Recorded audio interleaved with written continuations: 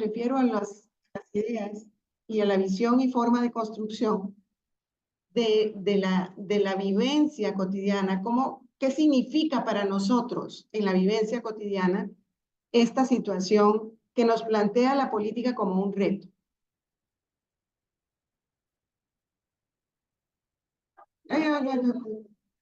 Gracias. Estaba con la idea aquí, ya le iba a dar a cualquier botón. Gracias.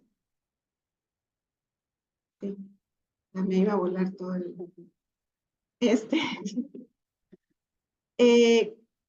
Entonces, la idea es, tomé de una autora que se llama Denise Nachmanovich, es una argentina, que cita a Spinoza y nos habla de la importancia del abordaje ético en todo esto.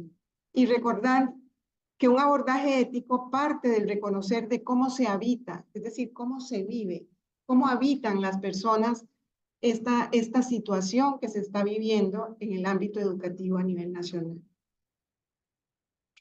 Quería hacer primero como un recorrido rápido, como para ubicar, digamos, a quienes están acercándose por primera vez al tema de la política curricular, y contarles un poquito que esta política no nació directamente solamente así como alguna ocurrencia de alguien en el 2016, sino que en realidad es parte de un proceso macro global que está amparado por grandes instancias internacionales como la OCDE, el Fondo Monetario Internacional, el Banco Mundial, que han tirado líneas, ¿verdad? A través de ya cerca de 45 años, en cuál debe ser la educación que debe, digamos, estar en el mundo para poder tener un mundo rentable, económicamente, ¿verdad? Productivo, orientado hacia el mercado, etcétera, etcétera. Estoy siendo muy simplificadora de estas ideas, pero es como para tener un marco por el cual en la política vamos a encontrar cierta intencionalidad, ¿verdad? Que está orientada hacia ciertos aspectos sobre los cuales se plantea la propuesta curricular en la cual está vigente en este momento. Entonces estamos hablando ya de cerca de 40 y pico de años, ¿verdad? Yo puse 1980 por poner una fecha cercana, porque esa década es muy importante, pero no voy a hablar de la historia en este momento, ¿verdad? Y cómo el proceso ese modelo ha ido tomando fuerza, consolidándose a través de políticas como, yo les estoy tapando con esto en...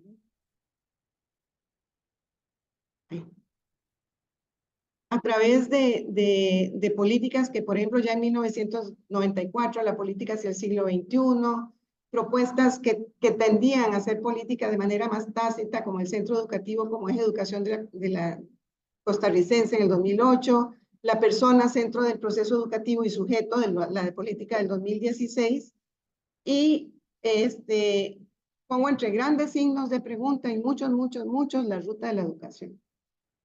¿Por qué? Porque en realidad siempre nos hemos cuestionado qué es eso que está ahí.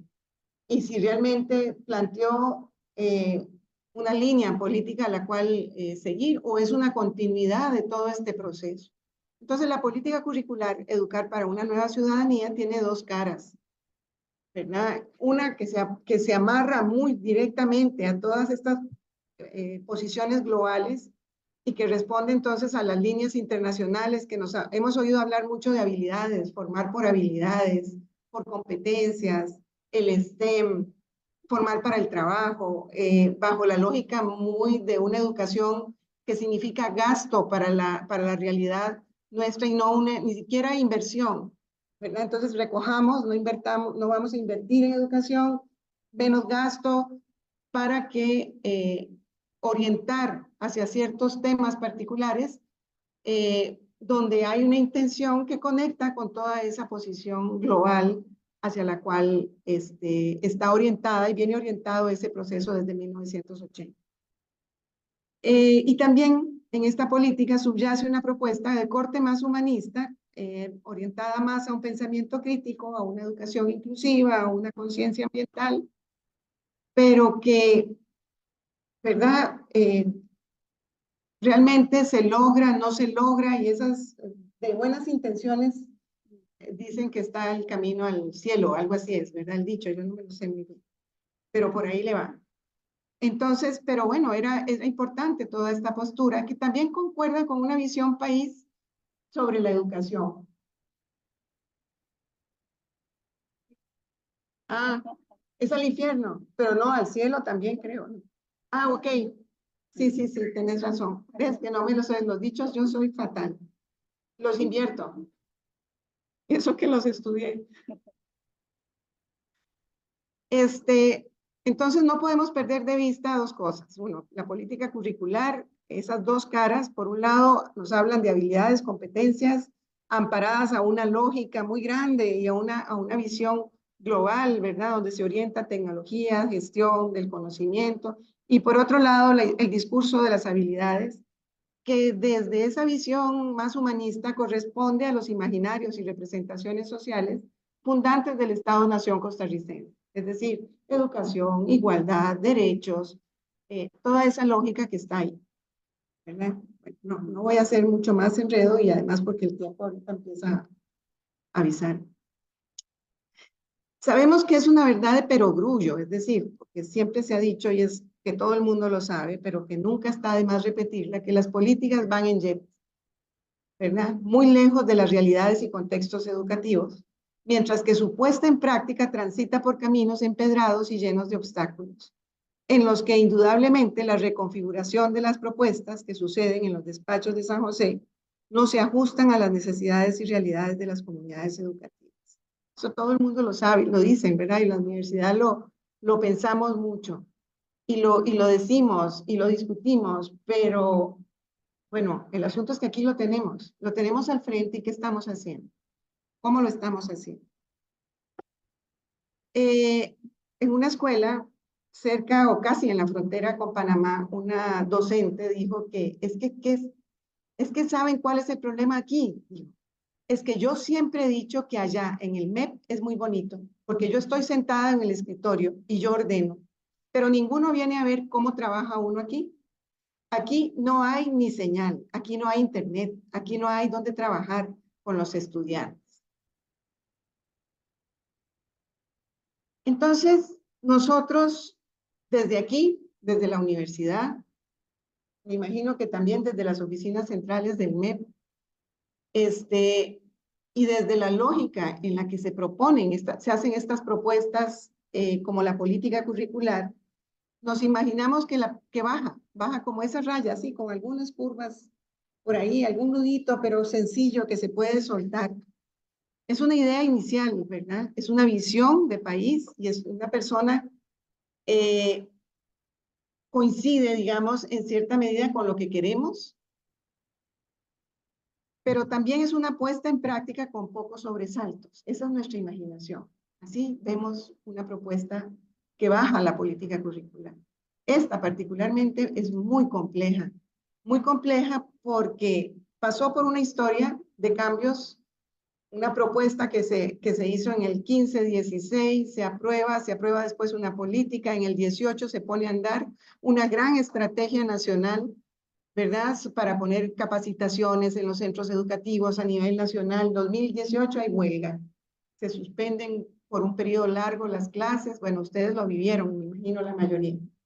2019, otra vez, un periodo, un año de reponer lo viejo, pero volvamos otra vez con lo nuevo y ahora también hay huelgas. 2020, la pandemia, 2021, todo el proceso todavía pandémico, donde se estaban tratando de acomodar y vuelve otra vez a retomarse 2022. 2023, cambio de gobierno, cambia otra vez toda la historia. Aunque digan que no cambia la política curricular cambió. Y no vamos a entrar en ese tema porque sería otro tema enorme. Es muy interesante leer la política, las propuestas curriculares de este gobierno que cambiaron radicalmente lo que se venía planteando y desaparece la cara de la moneda que estaba vinculada a la parte más humanística y se concentra más en la cara de la moneda vinculada a las competencias y formación para tecnologías. Pero ¿qué pasa? ¿Cómo lo ven los centros educativos? Lo ven así. Los centros educativos lo viven, esa puesta en práctica como un enredo. Bajan, mil cosas bajan. Baja lineamientos, bajan directrices, bajan, se contradicen, vuelven a bajar otras cosas nuevas, bajan capacitaciones, etcétera, etcétera. Y eso nos lleva a pensar en esos lineamientos globales que están lejos de las necesidades del país, que no, si ya son políticas que están hechas en el Valle Central, ahí en el Raventós, pero además vienen de otros horizontes, ¿verdad? Las pruebas PISA y todos estos otros lineamientos macro que nos dicen cuáles son esas competencias, cuáles son y cómo se ejecutan esas habilidades. Además de esa visión de país, ¿verdad? De ese Estado-nación que tenemos, esa trayectoria propia de la educación entre las realidades e imaginarios, esa lógica también de la gestión educativa, que es súper compleja en el Ministerio de Educación. Y eso, si lo ponemos, esto no es nada de enredado, porque la gestión educativa ahí sí que son nudos por todo lado, ¿verdad? Entre direcciones regionales, supervisores, a nivel administrativo central, súper complejo. Los contextos diversos en los que esto se aplica, las necesidades que subyacen a lo educativo. Entonces, ¿eso qué genera en los centros educativos? Incertidumbre, el concepto de mejor seguimos haciendo lo mismo, la falta de comprensión, ¿verdad? No nos comprenden, aquí estamos, no sabemos qué hacer, cómo hacerlo, la frustración, ¿verdad? En los centros educativos y los docentes, y las prioridades son otras. Tenemos dos preguntas que nos hacemos. ¿Cuál es el objeto de esa propuesta curricular entonces? Es decir, ¿hacia dónde mira, hacia dónde tira y cuál es ese sujeto estudiante que se dibuja en ese periodo de tiempo? ¿Qué es lo que la propuesta curricular piensa del estudiante al final? Curiosamente, cuando investigamos, nos damos cuenta que el estudiante no está en ninguna parte, ¿verdad? Cuesta encontrar sobre el estudiante en la indagación. Pero claro está que se estudia para tener un trabajo. Y esto me recuerda a una charla que dio Maturana hace unos años, cuando él decía que le preguntaba a los estudiantes hoy para qué estudian. Estudiamos para tener trabajo. Pero si le preguntábamos, y ciertamente hace 40 años que uno estaba en la universidad o un poquito más, preguntamos, en realidad uno pensaba en qué pasa como para contribuir a mi país o construir una mejor sociedad o luchar, ¿verdad? Había otras connotaciones, pero en los centros educativos en los que estuvimos, las respuestas de los estudiantes se centran en estudiar para tener un trabajo. Y eso es reflejo precisamente de esa propuesta. Entonces, en eso vemos que precisamente porque hay áreas del conocimiento que no son prioridad en la propuesta. Los deportes, qué sé yo, el arte, la cultura, la ecología, las ciencias sociales. Y lo que vemos entonces es, y yo lo que se me ocurrió poner fue esas imágenes, es un caleidoscopio. ¿Sí saben lo que es un caleidoscopio? Ah, ok, sí, porque son lindísimos, son fascinantes, ¿verdad? Uno los mueve y cambian las formas y cambian los colores. En cada espacio educativo la política se ve de manera distinta y se ve así, ¿verdad? Como una lluvia de situaciones que están bajando al centro educativo que no logramos digerir necesariamente, que es complejo, y que además tenemos que poner en práctica. Pero ¿qué pasa con esa puesta en práctica? Encontramos, dice en una, no voy a leerlas todas porque ya me pasé del tiempo, dice, pero mis chiquitos vienen a comer en vacaciones, entonces ya no vienen solo los niños, viene la mamá embarazada con el chiquito alzado, que de hecho no la vamos a dejar por fuera que no coma. Es una urgencia de un centro educativo. No están pensando, cuando preguntábamos sobre la política, la respuesta salía sobre esto. No salía sobre el problema, ¿verdad?, de la situación, sino eran situaciones concretas de la vivencia y realidad del centro educativo que está recibiendo una propuesta que es muy extraña, muy ajena y que no logro hacerla llegar a esa realidad pedagógica, sociopedagógica de ese espacio educativo en el que está. Una más, solo para terminar aquí. En esta comunidad es un poco complicado llevar a la práctica la política curricular. Primero porque los papás tienen un concepto de que la escuela tiene una relación con notas y ha costado mucho quitarles ese pensamiento. Un cambio cultural fuertísimo, también presente en esas realidades educativas. Y no estoy diciendo que sea bueno o malo, sino que es la visión de las personas. El miedo a, si les zafo lo que saben hacer, si les zafo la tabla, ¿qué queda? ¿Qué hacen estas personas? ¿Dónde están agarradas? Porque el cambio fue muy rápido y muy constante en estos últimos años. Entonces, de habilidades a competencias, ¿cuáles son las prioridades en los centros educativos? La habilidad es superada por la necesidad. La habilidad, acordémonos, es la bandera de estas políticas, ¿verdad? Enseñemos las habilidades para que se inserten en el trabajo, para que aprendan en espacios, ojalá vinculados a las áreas de tecnología, ¿verdad? Donde, no voy a entrar en el tema, pero hay una población enorme que queda excluida de estas posibilidades. Entonces es la alimentación más allá del tiempo lectivo del lectivo y del estudiantado, resolver lo básico para poder entrar a la escuela, tener zapatos, poder acceder a la propuesta mínima porque no tienen internet, el docente que desconoce la tecnología y necesita apoyos, etcétera, etcétera, etcétera. La lista es larga y no con esto estoy diciendo es que la política es buena o es mala. No, estoy pensando en esa lógica en la que las políticas educativas, particularmente la política curricular, funcionan en este momento en el país. Muchas gracias. Muchas gracias. Muchas gracias a la compañera por compartir su experiencia como investigadora. Claro, ella quiere continuar porque es tanta que ha vivido, ¿verdad? Que quiere continuar, pero tenemos que darle chance a nuestras compañeras y compañeros. Muchas gracias, profesora. Le damos la palabra al profesor Michael, por favor, se nos viene para acá, Michael, para poderlo, que los chicos que están en Zoom, las chicas también que nos están siguiendo, puedan verlo y escucharlo. Muy bien.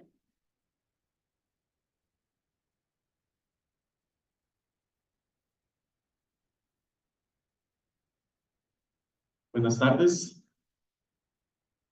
Bueno, de mi parte personal es la primera vez que participo en una actividad de este tipo y muy agradecido por la invitación.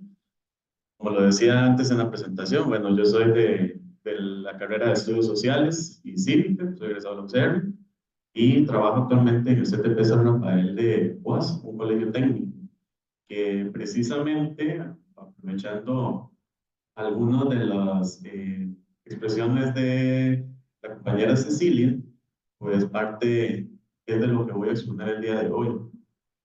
Principalmente, la política curricular se aprueba en el año 2016-2017 y como una experiencia personal, justo es en el momento en el que voy empezando mi carrera ya profesional a nivel de trabajo, porque yo me egreso en el 2017 y precisamente en el 2018 es que comienzo a trabajar. Y antes, escuchando lo que comentaba Cecilia, precisamente todo eso que comentaba yo lo viví. E incluso antes publicó una imagen donde había un montón de nudos. Eso, perdón por lo que voy a decir, eso es el meme. Desde mi perspectiva como docente, eso es el meme. Es normal, y digo normal, estar esperando cualquier tipo de cambio de la noche a la mañana. Es estar esperando cualquier modificación de la noche a la mañana. Parte de las ideas que traigo para conversar en esta tarde, me voy a centrar en varios ejes. El primero de ellos, y de hecho me realizaba una pregunta antes de iniciar estas ideas para el conversatorio, y es la siguiente. ¿Es adecuada una transformación curricular basada en la persona cuando no se cuentan con los insumos básicos necesarios para trabajar adecuadamente en las aulas? Yo vengo o trabajo en un colegio técnico en el cual tenemos financiamiento por parte de la Ley de Educación Técnica. Entonces tenemos equipos, tenemos lo que es la oportunidad de que los estudiantes hagan sus prácticas, sus pasantías a nivel de empresas, tenemos comunicación con el COYOL, con un montón de zonas francas, ok. Pero la realidad no es la misma a nivel de todo el país. Antes comentaba esta parte de las habilidades. Las habilidades están pensadas precisamente en eso. Y se acoplan, yo lo veo muy bien, dentro del centro educativo donde yo laboro, porque una de las funciones principales es formar personas que vayan a trabajar a una empresa tiempo completo, técnicos medios, y el salario, bueno, esos son otros 100 pesos, ¿verdad? Es otro tema. ¿Qué tipo de formación es la que nosotros le estamos dando entonces a esos estudiantes? ¿Por qué? Porque en cierta parte nosotros le estamos diciendo, ustedes son mano de obra barata. En términos simples, ustedes son mano de obra barata, ustedes son los que tienen, por ejemplo, en una especialidad como ejecutivo para servicio al cliente, ustedes son los que tienen que ir y escuchar a un montón de personas quejarse de otro país, por ejemplo, y aguantarse un montón de cosas más. Pero como le decimos, manténgase recto porque tiene que soportar un montón de cosas más. Eso desde un lado. Ahora, tomando en cuenta lo que es la política curricular y además la política educativa, aprobada en 2017, que se llama La persona, centro del proceso educativo y sujeto a transformación de la sociedad, menciona que las acciones del sistema educativo se orientan a potenciar el desarrollo integral de la persona estudiante. Me surge otra pregunta. ¿Todo el sistema educativo se encuentra preparado para realizarlo a 7 o 8 años de ser aprobada esta política por el Consejo Superior de Educación? A nivel de todo el país, ¿verdaderamente nos encontramos preparados para poder afrontarlo según las exigencias, no del MEP, no de un profesor, no de un director, sino las exigencias que vienen fuera incluso de nuestro país? Como lo mencionaba antes Cecilia, esto en realidad viene de mucho más allá. Esto no fue una ocurrencia de un ministro de Educación, sino que tiene un trasfondo muchísimo mayor. Dentro del aula, nosotros como docentes tenemos una gran cantidad de situaciones que afrontar. Voy a ponerles varios ejemplos de situaciones incluso que yo he evidenciado. Todos los que están aquí son estudiantes, ¿verdad? De educación y profesores. ¿No? Ah, ok. Sí, de otras carreras. Hace un par de años, dentro del colegio, me sucedió una situación bastante particular.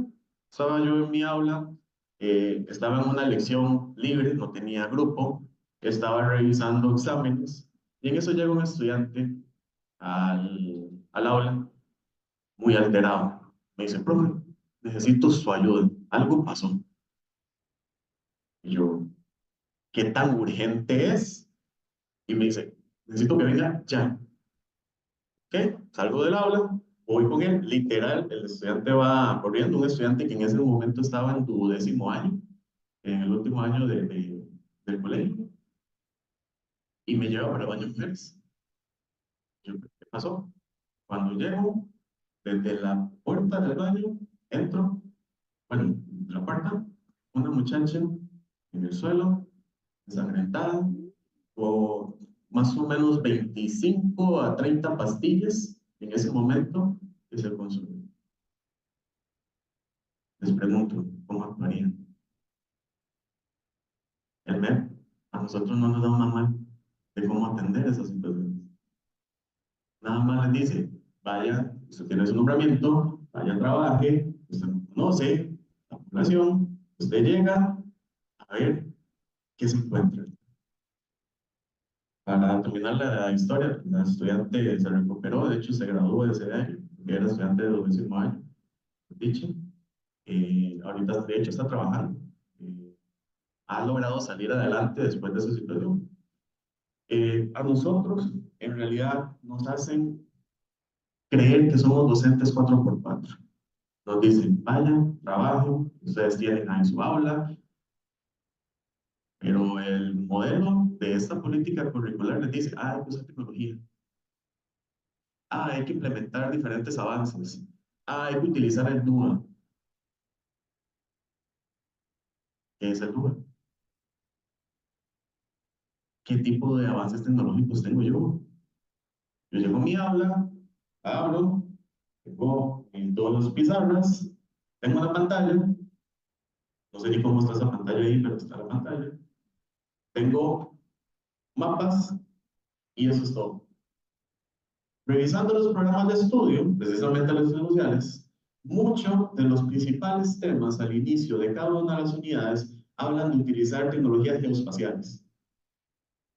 ¿Y cuál es la tecnología geoespacial más fácil que puede buscar un profesor de ciencias sociales? Google Maps. Y ya eso es una tecnología geoespacial. ¿Dónde está mi laboratorio donde yo pueda tener mi sistema de mapas, utilizar ArcGIS, donde tengo un espacio adecuado para poder trabajar esto? Estoy casi seguro que yo le hago la solicitud al MEP y me va a decir, no hay plata. Al igual que como desde el 2016 estamos esperando la construcción del gimnasio en el colegio, no lo tenemos. Entonces, hay varias inconsistencias. A nosotros nos dicen, vaya, trabaje, pero trabaje con lo que hay. Pero necesitamos que haga esto y lo otro. Precisamente esta política educativa dice, se implementarán estrategias educativas que refuercen valores y logren el desarrollo de competencias, estimulen la curiosidad intelectual, la indagación, el razonamiento riguroso y la cultura científica en la persona estudiante, además de promover el uso educativo de tecnologías digitales. Existe una posibilidad de que en todos los colegios y escuelas haya acceso completo a Internet. Voy a poner un ejemplo. Supongamos que es un colegio aquí en la GAM. Bueno, donde yo trabajo todavía es parte de la GAM. Nosotros tenemos Internet por fibra óptica, pero resulta que no se lo podemos dar a los estudiantes. ¿Por qué? Porque no lo utilizan para los medios que deberían de ser. Entonces tenemos que bloquearlo. Entonces, tal vez queremos realizar alguna estrategia y resulta que no tenemos cómo darle internet a un estudiante. Por ejemplo, por poner una actividad por más simple que sea, Quizzes o Kahoot. Yo sé lo que es llevar una actividad de esas con un grupo de 25 estudiantes, incluso de décimo año, y no puedo hacerlo, porque no puedo darles el internet a los estudiantes. Sí hay internet, pero no podemos dárselo a los estudiantes, porque el internet es para docentes. Nada más.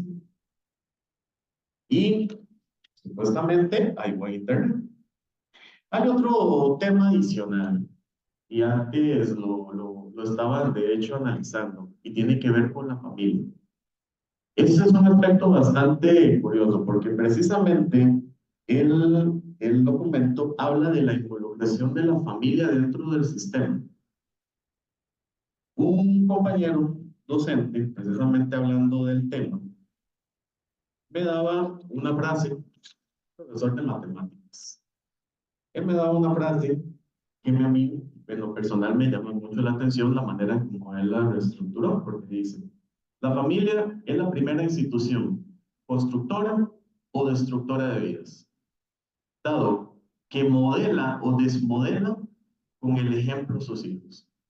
Un ejemplo, se supone que la familia tiene que ser parte de esto,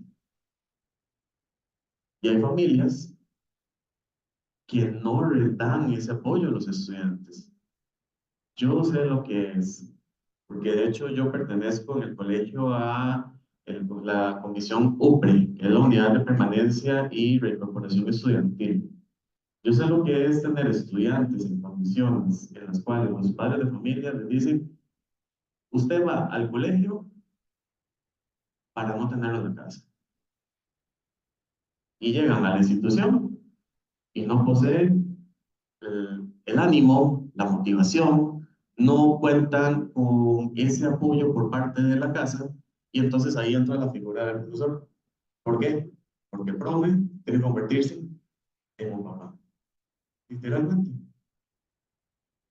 Para ir cerrando mi participación, como lo decía, mi participación es más que todo desde el punto de vista como docente.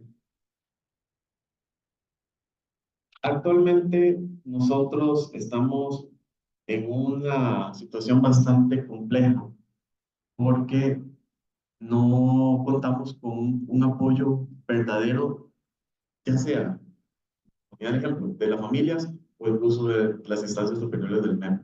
Estamos prácticamente trabajando desde nuestra propia perspectiva, de nuestra propia, agárrese de las cosas que tengan y ya. No es una forma de desmotivación, al contrario. Es más bien parte de la fuerza que tienen que tomar como futuros profesionales. ¿Por qué? Porque la profesión, y aquí rescato, y con esta frase termino, una frase de mi profesor de ciencias sociales del colegio. Si van a ser profesores, háganlo por la satisfacción que generen, no pensando en ser millonarios. ¿Por qué? Porque cuando ustedes llegan a ver sus estudiantes graduados, incluso yo tengo 29 años, yo, como les decía, yo hace poco empecé a trabajar, no, 29 años de edad. Y yo ya tengo estudiantes egresados de la universidad. Y eso es lo que a uno le motiva cada día a continuar con la labor. Muchas gracias.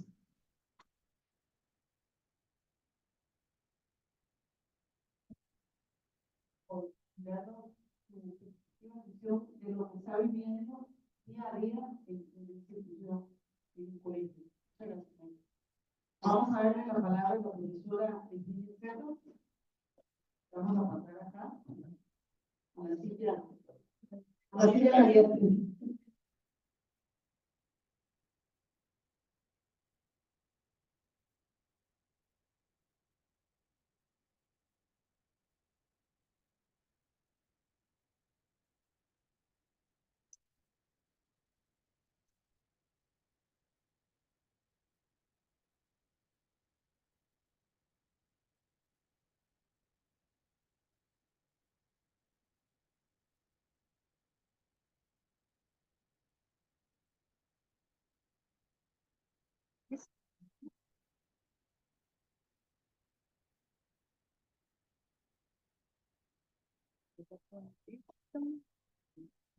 Bien, buenas noches.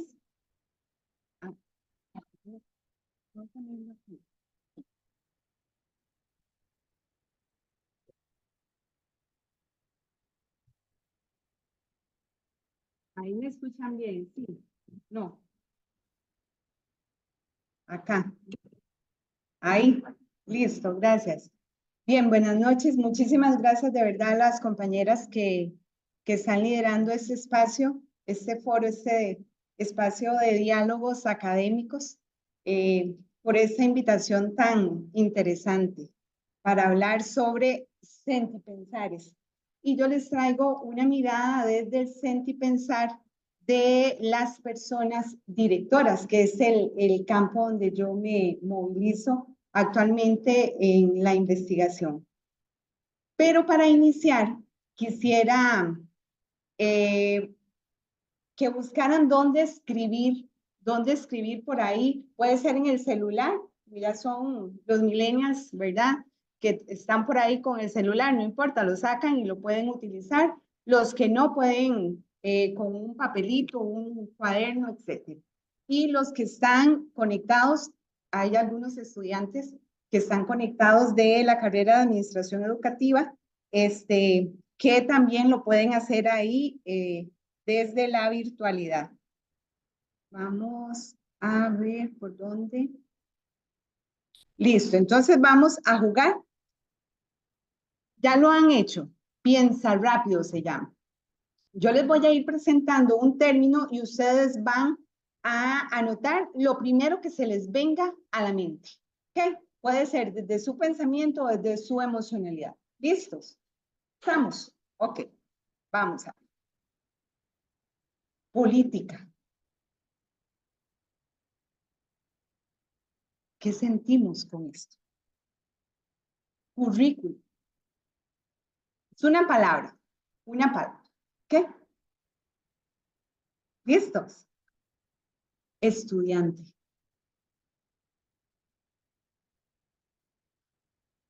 Programas de estudio.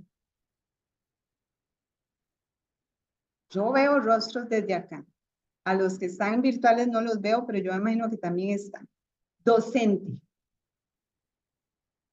¿Qué palabra? ¿Qué se le viene a su mente cuando decimos docente? ¿Qué? Y por ahí terminamos. ¿Alguien rápidamente quiere compartir un sentir política? Una palabra. ¿Qué sintió con la palabra política? ¿Cuál? Reglas. ¿Otra? ¿Mejoras? Oh, están bueno. ¿Quién más? Política. Ajá. Ok, muy bien. Ok, muy bien. Ujú. ¿Qué otra cosa sentimos? Política. Intereses, muy bien. Si nosotros empezamos a revisar estudiante, ¿alguien sintió algo que anotó que quiera compartir? Estudiante, por favor. ¿Ok? Importante. Persona. ¿Ok? Muy bien. Vean que cada término despierta en nosotros, como seres sintientes, emocionalidad. Y este foro precisamente se está planteando desde el sentir pensar. O sea, no es solamente una frase, es que estamos apuntando a que hagamos una introspección de qué estamos sintiendo y qué estamos pensando frente a esto. Porque hay algo muy interesante y es que este foro, ¿verdad? Nos está planteando un objetivo de un sentir pensar en torno a la política curricular. Y eso es muy importante, pensar en la política curricular. A ustedes como estudiantes que se están formando en el área de educación, todos acá tenemos que conocer qué es eso, para qué sirve, hacia dónde vamos con esto. Porque ahorita vamos a revisar algunos apuntes, es lo que va a guiar el quehacer en esos espacios áulicos.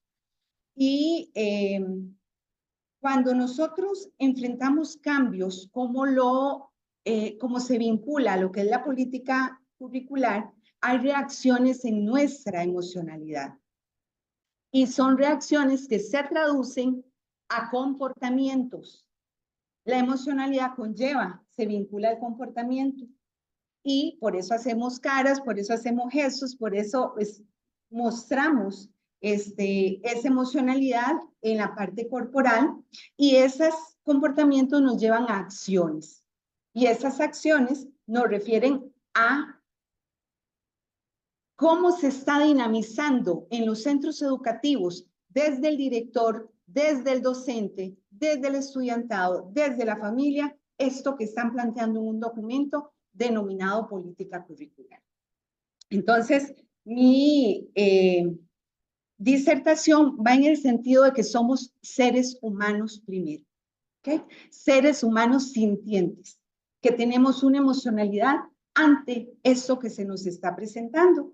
Y esto es importante lo que estamos haciendo porque estamos dialogando sobre lo que sentimos y sobre lo que pensamos en relación a algo que todos tenemos que aplicar, porque ya es una política a nivel nacional. Muy bien, entonces he preparado una agenda que voy a desarrollar en tres grandes etapas o apartados. Bueno, no grandes, pequeñitos, porque ya veo la hora y ya se me fue el tiempo. ¿Qué sabemos de la política curricular? ¿Qué está pasando en los centros educativos? ¿Y qué podemos hacer para afrontar estos desafíos? Entonces, cuando pensamos qué sabemos de la política curricular, ya Cecilia y el compañero Michael abordaron una situación histórica, la abordó Cecilia, sobre algunos hitos de esta transformación curricular que no inicia de un momento para otro, sino que conlleva en el tiempo pues toda un recorrido histórico. Que bueno, acá yo se los anoté, que desde el 2008 se empieza un movimiento que se llama transformación curricular. Cuando ya llegamos al 2014-2018, con el gobierno, don Guillermo Solís, está al mando en el Ministerio de Educación, doña Sonia Marta, y ella, el 21 de noviembre del 2016, saca públicamente en la Gaceta la política curricular. Interesante, porque ahora uno se queda, ¿cómo? Sacamos primero la política curricular y después la política educativa. No es al revés, porque la política curricular se supone que plantea curricularmente aspectos más específicos para su aplicación, que se desprenden de una política educativa que plantea un enfoque psicopedagógico, ¿verdad? Y acá fue como al revés. Digamos que estábamos en un método deductivo. Pero bueno, luego de eso, como bien lo apuntaron mis compañeros que me antecedieron, se dan huelgas, se da el COVID, que plantea una revolución, ¿verdad? No solo en Costa Rica, sino que en todo el mundo, cuando apenas se estaba empezando a socializar. Vean que en noviembre a finales, 21 de noviembre, ya casi cuando se está en graduaciones en los centros educativos, eso significa que la mayoría de nosotros, mortales, en las aulas no nos dimos cuenta. Pero ya en el 17, que se empieza a socializar, aparece posteriormente, bueno, hay situaciones como los grupos sindicales y eso, que siempre hay fuerzas vivas, exógenas y endógenas que van a obstaculizar o van a favorecer este tipo de procesos. En este caso, por ejemplo, la pandemia, la huelga, frenó totalmente la implementación de esta política y no bastando con eso, se da otro cambio de gobierno y viene con otra visión que en este momento, hoy por hoy, esa política, digamos que no sabemos. Bien, entonces, vamos. Entonces, esta política, nada más para que lo tengamos por ahí bien clarito, ustedes como estudiantes, profesores y nosotros, nosotras, la política va a referir precisamente a principios, directrices, normas, acciones que se resume en que una política define la visión y el marco general que orienta el desarrollo y la implementación de los planes de estudio para contribuir con un perfil de ciudadano que se requiere. Todos sabemos que la educación no es neutral. Bueno, acá estamos teniendo la muestra no es neutral. Tiene una intencionalidad y en esa intencionalidad se plantea una política curricular en tres grandes aspectos. Pilares, retos y dimensiones. Nada más así como rapidísimo. Los pilares para la transformación curricular que apuntan al desarrollo sostenible, equidad social y ciudadanía planetaria con identidad nacional, ¿verdad? Tenemos retos hacia una comunidad educativa que tiene que estarse formando constantemente,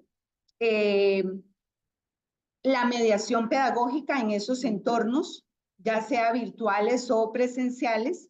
Tenemos también el fomento de ambientes de aprendizaje que sean ricos y diversos, el DUA, ahora lo está diciendo el compañero, y una evaluación formativa y transformadora que se las trae que hemos tenido algunos desaciertos en ese sentido. Y en cuanto a las dimensiones, tenemos maneras de pensar cómo vamos a vivir el mundo, cómo nos vamos a relacionar con esto y cómo nos vamos a integrar. ¿Ok? Ahora, ¿qué está pasando en esos centros educativos? En una mirada así rápida y escuchando a los compañeros, hay incertidumbre, expectativas, desconocimiento, visión administrativista. Recuerden que yo tengo la visión de los directivos escolares, emocionalidad y resistencia. Hay mucho miedo en los centros educativos, y eso se traduce en resistencia. Por ejemplo, el supervisor Walter Cerda nos dice, existe una gran problemática con la gestión administrativa a nivel macro. Las directrices del MEP no son claras y con escenarios complejos para su aplicación. ¿Y qué genera eso en el sentipensar de las personas que tienen que implementarla? Miedo, resistencia, y a veces es como, ok, que digan lo que quieran, yo sigo haciendo lo que puedo en mi centro educativo.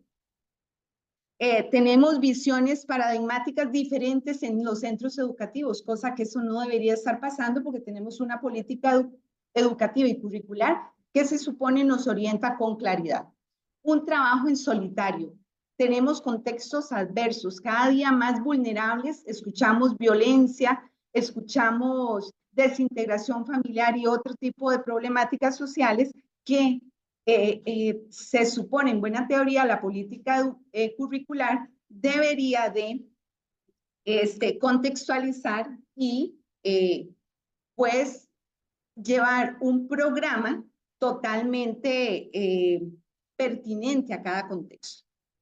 ¿Y qué podemos hacer frente a estos desafíos para no quedar, verdad, acá con todas esa situación, ese sentipensar tan desesperanzador? Primero, comprender el papel transformador que tenemos como educadores. Conocer las políticas educativas que orientan el quehacer, porque no podemos nada más quedarnos con lo que nos dicen. Tenemos que conocerla, leerla, comprenderla. Contextualizar el proceso educativo. Texto con contexto. No podemos seguir impartiendo lecciones, asumiendo directrices en los centros educativos sin comprender realmente la función que tenemos como sujetos transformadores. Y acá tenemos a doña Andrea, que es directora, que dice que la política curricular nos exige a estar más capacitados y al tanto de las políticas vigentes. Esto significa que las personas directoras están conscientes de cuál es el papel que juegan en este engranaje del accionar de la política curricular. Hay necesidades de espacios de reflexión académica como estos. Se requiere atender lo pedagógico porque se está llevando mucho tiempo en la parte administrativa. Se tiene que apuntar al desarrollo profesional, a un trabajo desde espacios colaborativos y a un desarrollo del liderazgo pedagógico. No hay cambio socioeducativo que no pase a través del liderazgo pedagógico. El liderazgo pedagógico es el que permite la intencionalidad del proceso educativo. Y quiero finalizar con este pensamiento, hablando de sentipensar. Una política curricular no solo forja mentes, sino también toca corazones. Es hora de sentir y pensar una educación que transforme vidas y sociedades. Muchísimas gracias.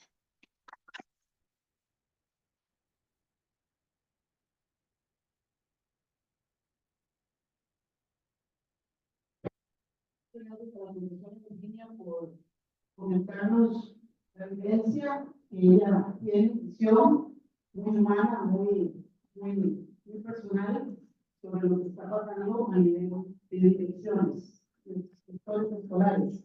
Le damos la palabra a la profesora Felicia, por favor, que se me diga a la silla caliente. Silla caliente.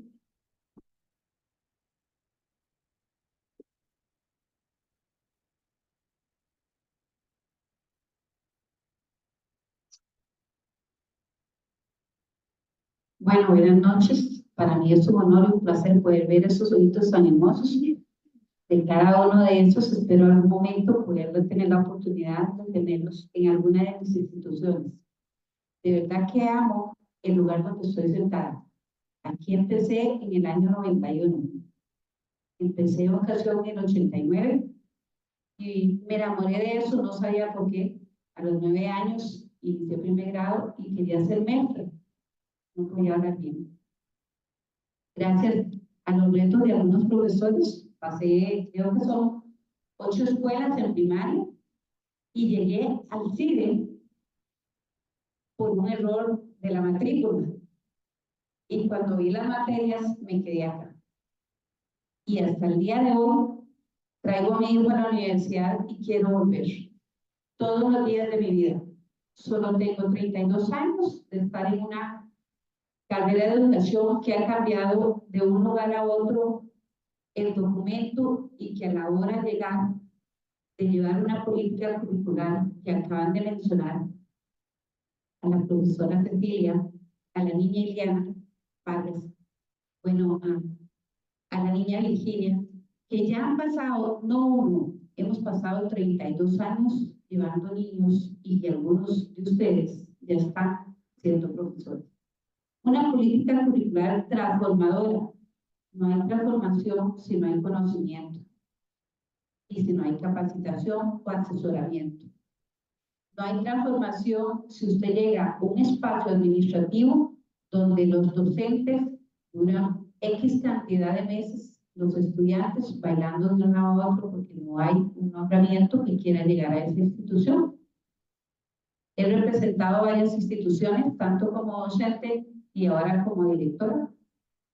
Para mí, todos los días hay una misión y una visión como ser humano de un país al que amo y al que yo lidero con una serie de estudiantes.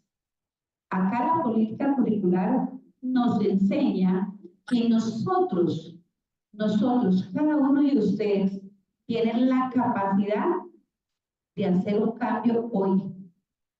No esperar a mañana, hoy. Pero el cambio tiene que ser interno. No podemos borrarnos con una serie de libros y serie de programas si no vamos a una realidad educativa. Así que hace muchos años, aquí muchos profesores, pues me dieron una gran cátedra y no desistí. ¿Por qué no desistí? Porque existían personas, que las que tengo al lado, que siempre estuvieron, sí se puede, sí se debe y sí se llega a un país como este, donde no tenemos una política para solo costarricenses, sino que extranjeros. Ustedes lo reciben, se hace una institución sin ninguna medida y que a la hora de llegar usted tiene un 80% de papitos y mamitas nicaragüenses y estudiantes que el día de hoy les falta el plato de comida en su casa. Pasan al tubo de la escuela, se toman el agua y digo yo, estos son los que no desayunaron. Llegaron al aula, les tenían listo una práctica y les duele la cabecita a las 8 de la mañana. Entonces, aquí yo tengo cerca de mí una persona con un gran no le conozco y que hoy, un día, este niño logró sacar el 6º grado porque soltó parte de lo que tenía y le puso zapatos a ese niño. No se va a olvidar en su vida un estudiante de la profesora que llegó de la Universidad Nacional junto con varios compañeros y le dejaron un legado. Política de ciudadanía digital, política de ciudadanía social y equidad. ¿Hay equidad donde hay hambre? ¿Hay equidad donde no llegan los profesores porque nos da miedo? ¿Hay equidad donde hay que agacharse porque 2 o 3 balas pasan y entran? ¿Hay equidad donde se entierra un estudiante un año y el siguiente año otro y ahora van 3 o 4? Porque decidieron ellos coger un camino el cual el padre de familia soltó y se lo dio a la abuelita. La profesora nos hablaba anteriormente del sentir y pesar. Yo vivo un día a la vez hoy, el más hermoso de mi vida, porque mañana no sé si va a llegar, pero hoy voy a aprender con agradecimiento el dolor, la paz, el sentimiento y todas las 4 dimensiones que integran la política curricular. En la primera política dice educar para una nueva ciudadanía. Nueva es una persona que viene de Colombia, de Venezuela y pide las calles y hay que tenerlo en el sistema educativo, ¿cómo? Sin documentos. Nuevo, un estudiante que fue y que estuvo en otro lugar y que rebota porque definitivamente no lo recibieron porque tenía 13, 14 años y no logró sacar sexto grado. ¿Cuánto tenemos nosotros hoy acá sentados de memoria para saber qué aprendimos en una escuela? ¿A quién amamos en la escuela y qué recuerdos tenemos de ella? Llegar a una administración después de ser docente no es que yo dejo de ser docente, es que si hoy faltaron 2 maestras, yo voy a dar esas clases. Y hoy estamos viviendo, ¿por qué? Porque se tomaron muchas actuaciones en las cuales sí se pensionaron las personas y nombran a 6 personas mes y medio. Ese mes y medio nosotros atendemos los estudiantes. Van correos, vienen correos, si hay tecnología, ya no nos atienden, ya no se filas. ¿Y cuántos hemos tenido sentir y pensar de que todavía seguimos arrastrando todas esas necesidades que no se dieron en los hechos pasados que ya lo mencionaron aquí? Una huelga de 3 meses y 11 días. Se regaló el curso lectivo. Todos pasan con un 75, un 65, pero todos pasamos. Arrastramos, dice, formas de vivir. Le puedo decir a una niña ecuatoriana que no piense más porque le da miedo salir de la escuela por los trancones. Dice que le da miedo salir de la escuela porque hay trancones. Y ella se tiene las presas.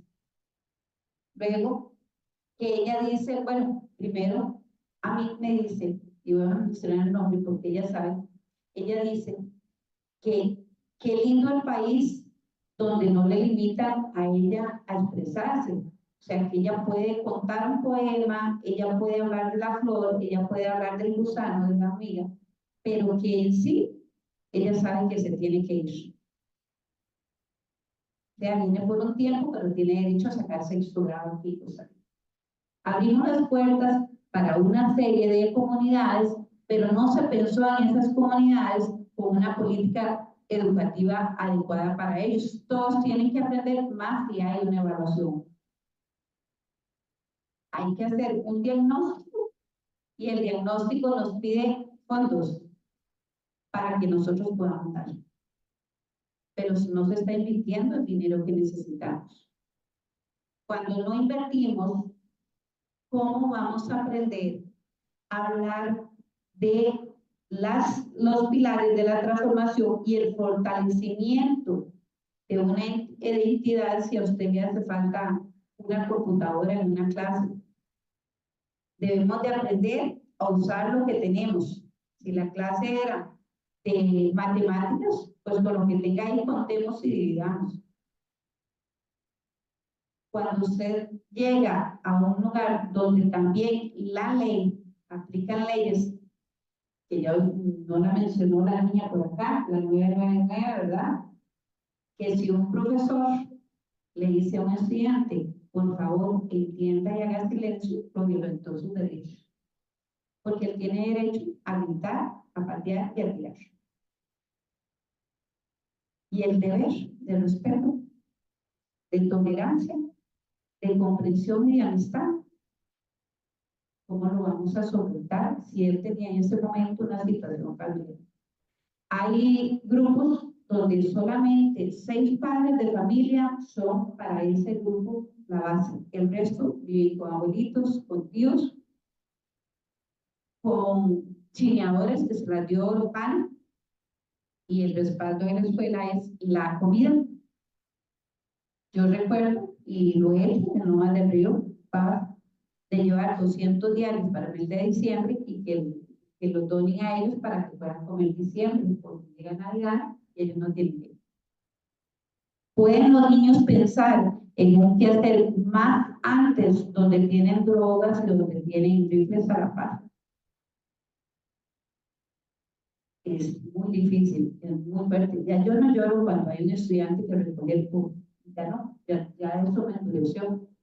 Entonces, una política educativa que inicia preescolar con ejes de desarrollo personal y social a los 4 años. Hermosísimo ver un niño de 4 años expresando, es que mi mamá no me quiere, mi papá tampoco, entonces mi abuelita me dice, vayan porque ahí tienen que estar ustedes. Y ni pregunte por mamá.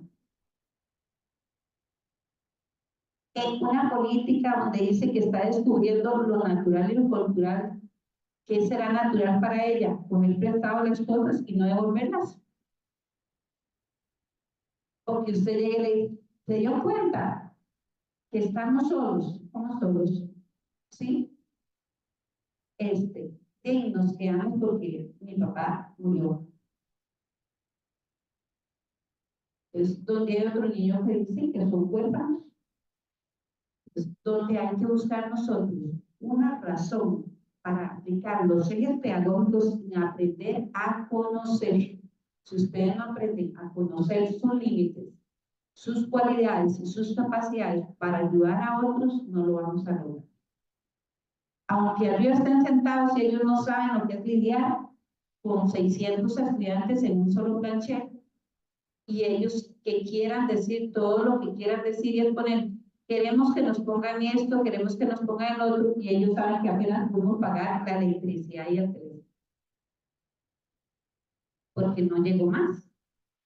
Además de que los que administran son las juntas de educación con la venidera de los directores. Y en el plan dice en qué vamos a administrar. Hay un plan anual que se llama PAC,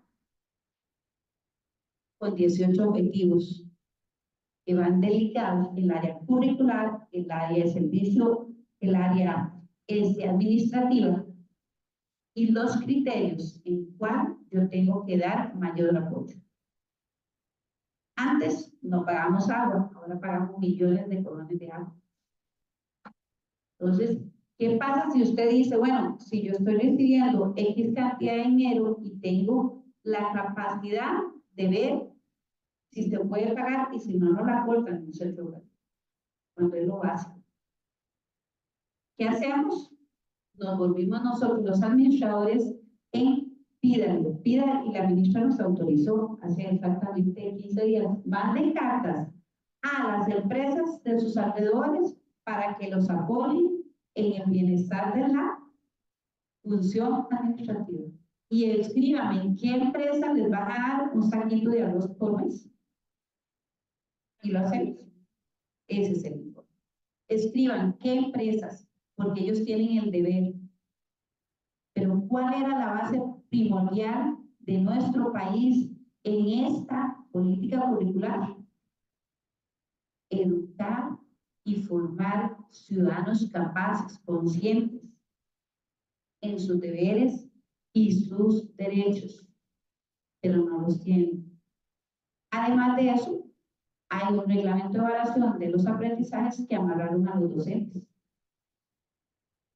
¿Por qué? Porque ya no queremos que nos llamen la atención, ya no queremos que nos digan cómo se sienta un estudiante en una clase, cómo camina un estudiante, por qué tiene el estudiante que respetar a una conserje, por qué tiene un estudiante que respetar a un guarda, cómo se contesta cuando una persona le pregunta, ¿te puedo ayudar?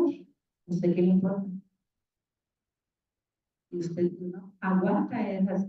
Todos los días de la vida, para mí, he pasado por varias instituciones, es llevar el fundamento por el cual yo me senté donde ustedes están hace muchos años. Amor, porque yo no recibí un día en una escuela. Dar educación con amor y rigor y enseñarles que no importa de qué escuela sean, ustedes pueden llegar a conquistar el mundo. Ustedes tienen las capacidades de ser los mejores, aunque la política educativa no nos dé, porque lo vamos a lograr. Tener una buena educación si nosotros no tenemos una vocación, no un interés mensual ni quincenal. A veces piensan que ir a la escuela son nada más mediodía. No, es todo el resto de su día. Tienes que pensar en lo que dejaste ahí.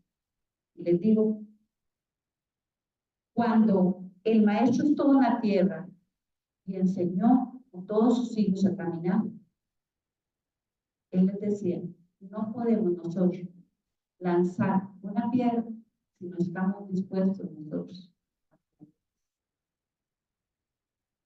Les agradezco de todo corazón a los que han puesto atención y los que crean educación. Es la base de una sociedad.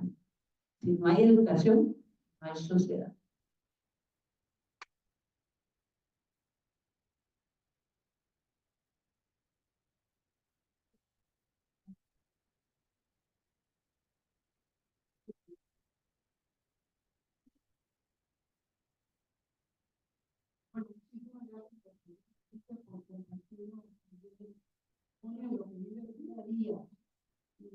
Sobre todo esa parte de la humana con la que nos ha narrado lo que ella ha querido contar.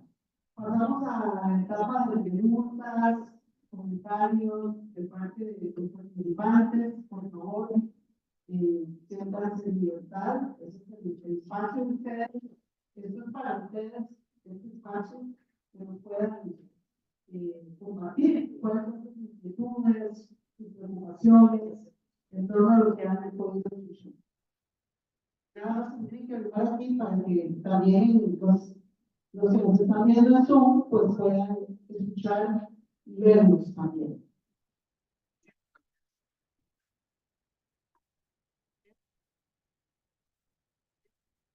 Buenas noches. Lo que podemos hacer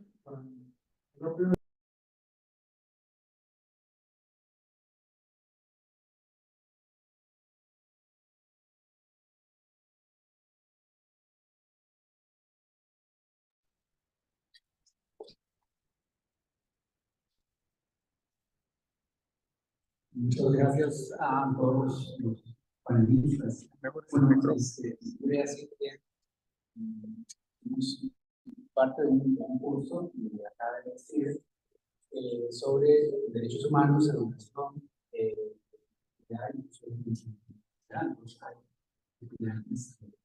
hoy teníamos una clase sobre la temática de políticas públicas y derechos humanos. Y la temática de fondo es cómo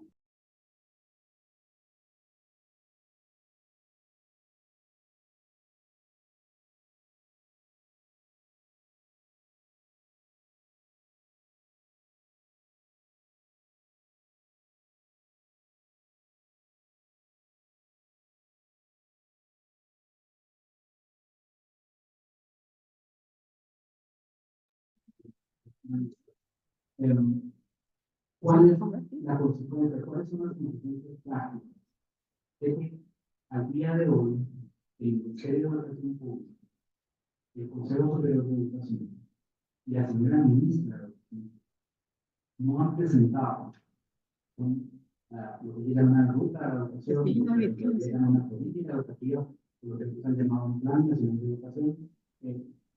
¿Qué pasa cuando no está ese conjunto de directrices, cuando no está esa planificación que nos diga para dónde va el Ministerio de Educación, que me parece que se suma y agrava los diferentes retos y problemas que ustedes han mencionado? Entonces, en síntesis sería, ¿cómo ven ustedes que la relación entre las políticas educativas y el cumplimiento de los derechos de las personas estudiantes, en este caso, en un contexto donde en el día de hoy, ya con más del 50% de la actual administración ejecutiva, no tenemos una ruta o un plan nacional de educación?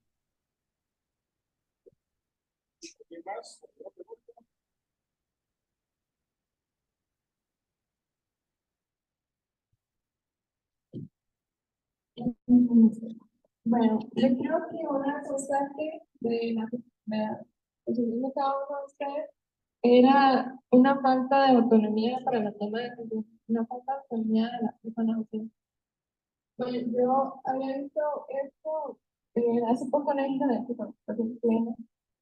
digo, no sé si en la noche, fuimos a los territorios indígenas libres y veíamos esa falta de autonomía que ellos necesitaban porque no había representación. Entonces yo veía eso como un asunto en comunidades vulnerables, ¿verdad? Pero no, lo de la falta de autonomía está acá en AGAM, en todos los centros educativos, en toda representación docente.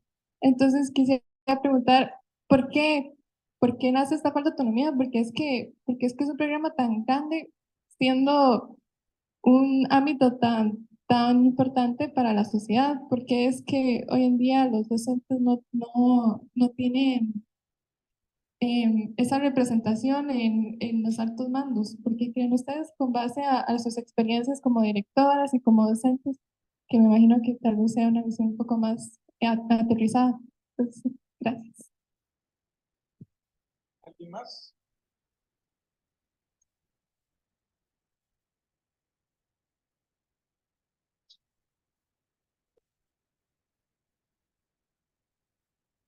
Tenemos dos preguntas del Zoom. Para doña Felicia, primero, desde su experiencia, ¿cuál sería un consejo para los futuros administradores educativos frente a esta realidad que está muy lejos de lo que pretenden las políticas?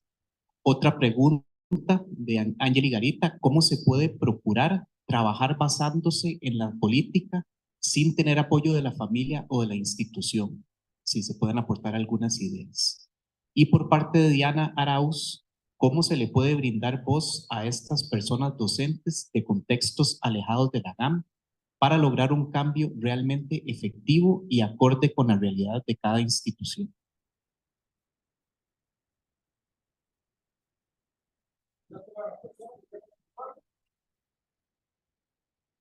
Sí, bueno,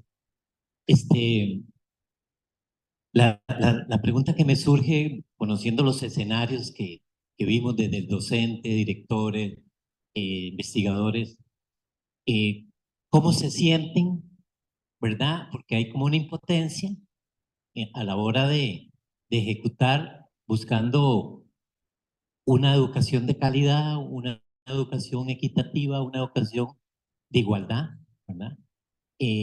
Hemos oído todos los testimonios de diferentes escenarios y nos queda esta para los futuros que nos recomiendan, ¿verdad? Desde la vocación, desde la preparación, desde la acción a cada una de las personas. Sin embargo, hemos visto que hay como esos nudos de impotencia a veces, ¿verdad?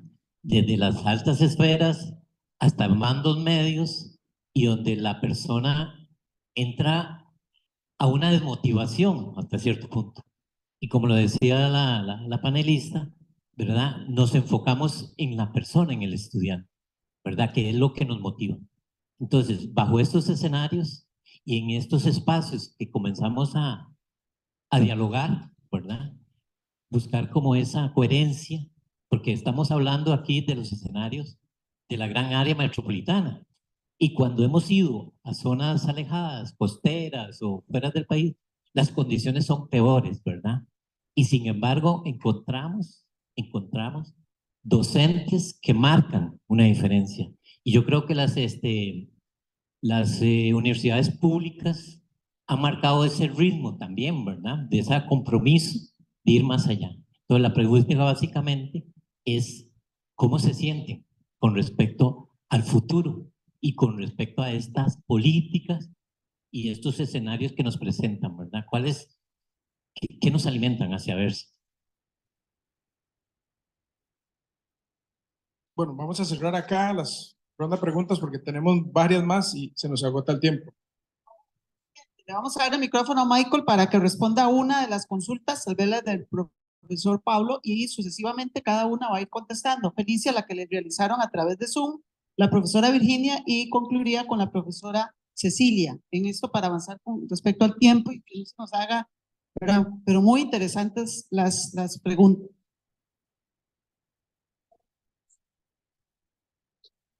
Buenas tardes. Bueno, venían dos preguntas en una, ¿verdad? Lo que entendí. Me voy a basar un poquito en las dos, lo que es la ruta de la educación. Esto es una propuesta, de hecho, de la actual ministra de este gobierno, y lo de los derechos de los estudiantes dentro de las políticas educativas. Bueno, en cierta parte de las políticas educativas sí se centran mucho en lo que es la función de los estudiantes, pero hasta qué punto se puede garantizar que los derechos que los mismos estudiantes tienen se están garantizando con los accesos que tenemos dentro del aula o incluso dentro del centro educativo. Porque, como lo decía antes en la intervención, tenemos una serie de documentos que nos exigen haga tal cosa, haga tal otra, pero para fomentar esa parte de los derechos humanos en lo que está basado la política curricular, pero los accesos para poder lograrlo, ¿dónde están? ¿Dónde los tenemos? Esta ruta de la educación, de hecho, me lo comentaba un compañero, un ex compañero de trabajo que ahora es asesor regional, y él me decía, en palabras textuales, está interesante la propuesta, pero se basa en muy buenas intenciones, porque no hay una claridad hacia qué punto es donde quieren llegar con esa ruta a la educación. E incluso nosotros como docentes, aquí hablo un poquito acerca de la incertidumbre, también tenemos esa incertidumbre hacia dónde quiere llegar esa ruta a la educación, porque no hay una claridad todavía demostrado en documentos o en capacitaciones, todavía no la tenemos.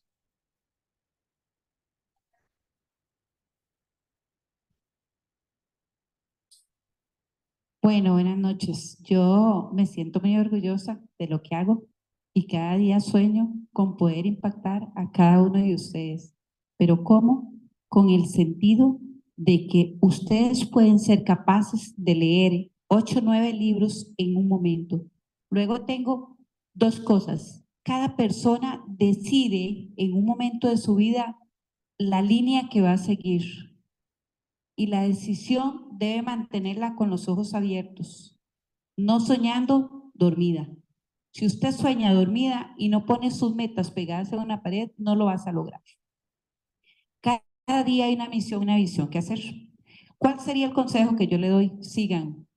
Si usted se sienta, alguien le va a pasar y no va a llegar a la meta.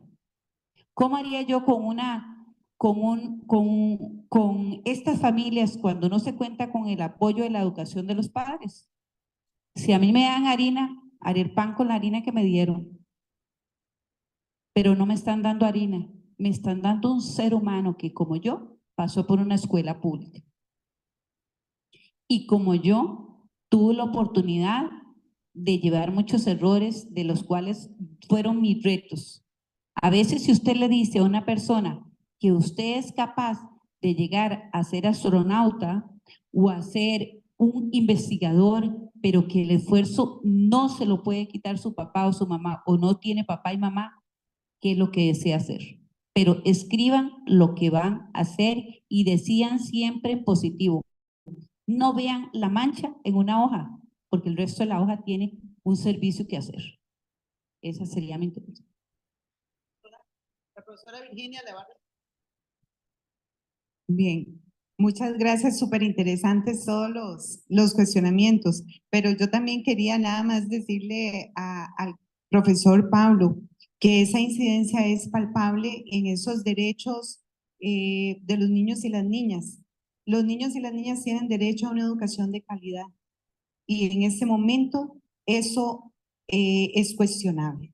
Es cuestionable cuando no tenemos una ruta que nos clarifique y que los directivos se quejan de que hoy en la mañana les llega una circular y en la tarde les llega otra diciendo lo que se dijo en la mañana. Entonces, esto priva de una educación de calidad porque se invierte el tiempo en cuestiones administrativistas y no pedagógicas.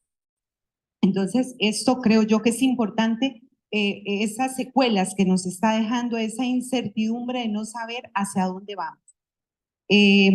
Ahora bien, cuando la compañera apuntaba a ese apoyo en los diferentes entornos y contextos que se requieren, y yo nada más pensaba que todo momento de crisis conlleva a procesos de cambio y de innovación. Y yo creo que ese es un momento oportuno para que los centros educativos se reúnan a discutir, surjan esos liderazgos emergentes, pedagógicos, que apunten hacia lo pedagógico y que saquen este tipo de temas a ver qué hacemos nosotros, no esperar desde las esferas del Ministerio de Educación, sino que desde nosotros, desde el interno del centro educativo, ¿qué podemos hacer? ¿Cuáles son nuestros recursos? ¿Cuáles son nuestras posibilidades? Somos profesionales de la educación y como tal tenemos también criterios pedagógicos, administrativos que podemos dialogar para buscar alternativas. Y yo creo que no podemos seguir esperando alternativas y propuestas que bajen, sino que también nosotros podemos aportar desde el centro educativo. Y eso va en dirección también con lo que decía la compañera. ¿Y por qué no participamos los docentes? Hay una obediencia demasiado instalada, creo yo, en el docente, que tenemos que empezar a conversarla también desde el contexto universitario, desde el proceso de formación, porque no puede ser que lleguemos tan obedientes, sin cuestionar, sin criticidad a los centros educativos. Entonces, esa es una tarea compartida que tenemos en este momento también y un gran desafío. Muchas gracias, profesora. La profesora Cecilia va a responderle al caballero y a los chicos y chicas que han preguntado. Bueno, son muchísimas las preguntas que han planteado por Zoom. Yo las estábamos ahí proyectando. Muy buenas todas. En realidad lo que denota esto es la complejidad del tema. Es un tema sumamente complejo. No podemos obviar que un estado, un país tiene un sistema educativo no por casualidad y no para hacer lo que el pueblo quiere necesariamente, sino para seguir una línea, ¿verdad? Una línea clara hacia la cual quiere orientar el desarrollo del país. Este país particularmente, y digamos, reflexionando un poco sobre lo que planteaba Pablo, es un país sumamente desigual, donde los derechos y las garantías sociales estamos agarrándolas con las uñas desesperadamente en estos últimos años, porque están golpeando fuertemente para eliminar, para quitarnos esos derechos que hemos ganado. Uno de ellos es el derecho a la educación, ciertamente. Pero a una educación, a mí me da miedo decir la palabra calidad, porque hasta esa palabra ha sido tan manipulada, tan usada, que no sabemos qué significa. Calidad significa para quiénes, sino para poner realmente, dar la posibilidad a las personas estudiantes de todos los niveles y de todo el país poder tener derecho a aprender, a crecer y a desarrollarse para construir ese país que todos soñamos. Sin embargo, sistemáticamente, como lo decía al principio, esta política constantemente ha venido golpeando, y lo digo, son 40 años ¿verdad?, donde han ido cooptando la posibilidad de expresión, y limitando y reduciendo la participación del docente, es más, señalándola. Eso no es nada, no es solo de Costa Rica, esto es, podemos hablar de esto en Latinoamérica. Constantemente la misión del docente, por muchas estrategias, se ha minimizado, y lo vemos en la huelga del 2018, ¿verdad?, el 2019, ellos están ahí, ellos son vagos, el apagón educativo, la culpa la tiene el docente. En realidad, ¿dónde ganan mucho dinero? Y esto también tiene que ver con toda la lógica, porque por ahí estaba la pregunta también, con esta lógica donde la propuesta educativa va orientada a eso. Y el sistema nacional, medios de comunicación y las lógicas en las cuales todo esto corre, también está apuntando hacia ese lugar. Entonces, en realidad, es complejo responder a todas estas, son muchos temas, y más bien quisiéramos también desde el proyecto Perfiles abrir un espacio pronto para poder tener mesas de discusión, profundización en estas temáticas que nos permitan tomar posición como universidad ante lo que está pasando. Es una ruta, no, bueno, en realidad es decirle mucho.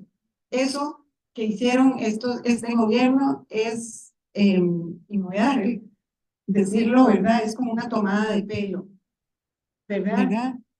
Pero que sin embargo están muy sigilosamente en el caso curricular, porque lo hemos estudiado y hemos estudiado su propuesta, ese cambio dramático que hicieron e ideológico, profundo en la propuesta curricular, muy peligroso, muy, muy peligroso. Eso sí lo hicieron, pero eso no lo dicen, porque esa es la estrategia del gobierno. La bulla la hago por aquí, lo fuerte que interesa a nivel, a otros niveles para que se instauren esas propuestas, esas las hacemos calladitos. Y esa es su lógica, ¿verdad? Por eso nos tenían como medio apagados de luz en estos días, porque había otras cosas que estaban encendiendo ellos que no querían que creyéramos. Entonces, la situación es compleja y más bien muchas gracias. Muchas gracias, profesora, por darnos sus impresiones, que realmente concuerda con todo lo que se ha expuesto acá. Muchísimas gracias. No sé si hay más preguntas para ir cerrando la actividad. Bueno, muy bien. Yo quisiera, a manera de resumen, ¿verdad? Señalar que lo que los colegas hoy han querido manifestar es indudablemente una preocupación en torno a la implementación de la política curricular, que hay más preguntas que respuestas, lamentablemente, ¿verdad? Y que en torno a todo esto que se ha podido vivenciar desde el colegio, la escuela, la universidad, donde se está llevando a cabo investigación con evidencia científica, pues indudablemente que lo que se señala es que no se está implementando como debería, en torno también a la pregunta de Pablo de los derechos humanos. Esto no se está dando. No hay internet, no hay wifi, se está debiendo en los colegios los recibos de agua, que incluso se están cerrando, ¿verdad? Por falta de pago, por ejemplo. Y lo que está señalando ahora la profesora Felicia, que les ha llegado una circular donde se les está solicitando una orden expresa para ir a solicitar, ¿verdad?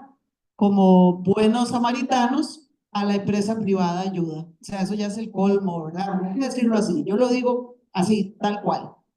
Y bueno, también se ha demostrado acá, doña Cecilia nos hablaba de una reflexión crítica de cómo se inicia con la implementación de la política curricular a través de habilidades y competencias, de una visión país que realmente quizás podría ser señalada por organismos internacionales, especialmente los financieros, ¿verdad? Y para eso también se ha demostrado la evidencia que nos aportaba la profesora Cecilia. Ella se hace un planteamiento, ¿cómo se imagina la puesta en práctica de la política curricular? ¿Seguimos haciendo lo mismo o no? ¿Verdad? Un poco en el orden de ideas que doña Cecilia nos planteaba.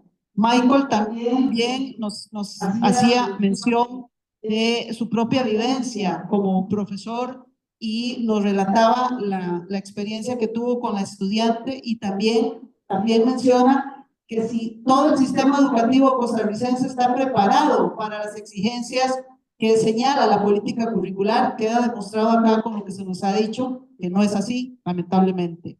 Y también la frase que implementó o que señalaba el profesor Michael, docentes 4x4, o sea, ¿cómo puede ser eso, verdad? Nos dicen que utilicemos el DUA, o sea, ¿y qué es eso, el DUA, verdad? O sea, que aquí tenemos, como muy bien lo señala, me encantó, docentes 4x4, o sea, vamos con todo, ¿verdad? Aunque no nos expliquen, aunque no nos den esa ayuda, ese apoyo que requiere ese docente. También varias inconsistencias en el planteamiento de la política curricular, que lo ha señalado el profesor.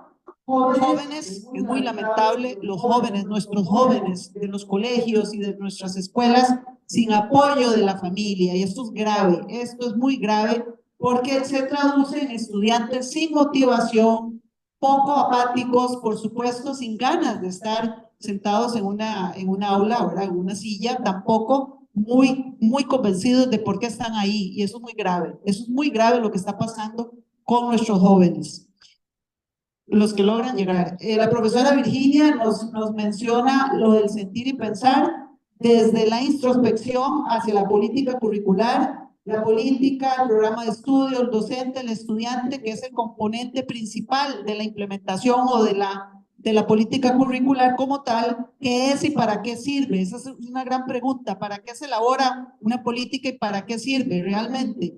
Y que nos invita a nosotros a buscar esa ayuda, esa reflexión tan necesaria en los espacios áulicos, también de los directivos y de las directivas de las instituciones que ocupan ese apoyo, ese respaldo, no solamente de las autoridades, sino este tipo de espacios donde puedan compartir y señalar lo que están viviendo el día a día.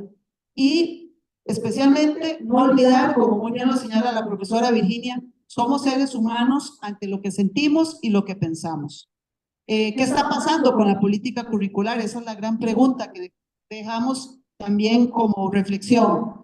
La profesora también Felicia nos hace una serie de testimonios y de relatos sobre lo que vive, primeramente como docente, que lo vivió en carne propia, ¿verdad? Y que le hace falta volver a la universidad, donde dice que deberíamos de tal vez, ¿verdad?, transmitir más este tipo de actividades, este tipo de convivencias para poder también expresar lo que están viviendo.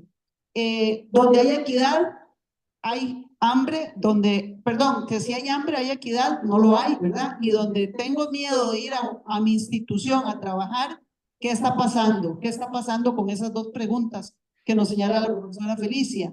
También nos hace reflexionar acerca de lo que estamos viviendo a nivel país, la inmigración, que es cruel, la inmigración que no tiene rostro de mujer, de niño, de hombre, y que lo estamos viviendo también porque esos estudiantes están en nuestras instituciones y no logran avanzar a pesar de la ayuda y de la colaboración que se les pueda brindar. La política educativa son experiencias que viven en el día a día, eso es lo que señala la profesora Felicia. Y señala ella que amor por lo que yo no recibo, pero que ante todo debe existir la vocación por lo que hacemos, por el amor a nuestros niños y jóvenes, y especialmente por nuestra profesión, que es una formación, en este caso de la educación, que es para indudablemente hacer mejores personas, y como lo señalaban, que es el hecho del ser humano, ¿verdad?, que es a fin de cuentas lo que nos interesa. Bueno, yo creo que aquí estaríamos cerrando, no sin antes darle el micrófono a la profesora Yanina, quien nos va a dar la parte final de la actividad, y agradecerles a cada uno de ustedes su participación. Y por supuesto a los compañeros panelistas, quienes hoy han estado con nosotros, contándonos de primera mano todo lo que están viviendo con lo que nos han relatado. La profesora Yanina les va a hacer entrega de un cariñito, como muestra de afecto y de agradecimiento por estar acá esta tarde-noche con todos nosotros. Muchas gracias a los panelistas el día de hoy y a todos los invitados. Tenemos un certificado para cada uno de ellos, el cual dice Universidad Nacional, Centro de Investigación y Docencia en Educación, Instituto de Estudios Interdisciplinarios de Niñez y Adolescencia, y el proyecto Perfiles, Dinámicas y Desafíos de la Educación Costarricense otorgan el presente certificado de agradecimiento y viene el nombre de cada uno de los panelistas, por su participación en Sentir y Pensares en torno a la política curricular del Ministerio de Educación Pública, realizado el 21 de mayo de 2024 en el auditorio Marco Tulio Salazar. Tenemos uno para cada uno de los panelistas, así como también un pequeño obsequio por parte de la universidad. Muchísimas gracias para el profesor Michael, señora directora Felicia, para la profesora Virginia y para Ceci, nuestra coordinadora de proyecto.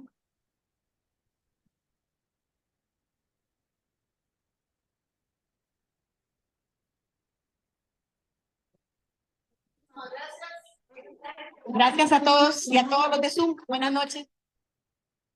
Muchísimas gracias y a Rolando y a David que han estado aquí con la parte técnica.